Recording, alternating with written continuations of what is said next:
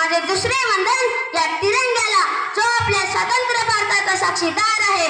माझे तिसरे वंदन छत्रपती शिवाजी महाराजांना, ज्यांनी आपल्या स्वराज्याचे बीज मातीच्या कणाकणातून माणसाच्या मनात रुजवलं.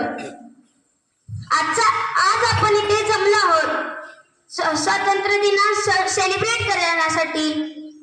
जन्माच्या पहिल्याच दिवशी सर्वांना माहित असते की महात्मा गांधी कोण होते, सुभाषचंद्र बोस कोण होते, हे कोण होते, ते कोण होते, हे नेता होते, ते नेता होते, शिवाजी महाराज कोण होते. पण यातील एक तरी गुण आपण आत्मसात करतो का? नाही.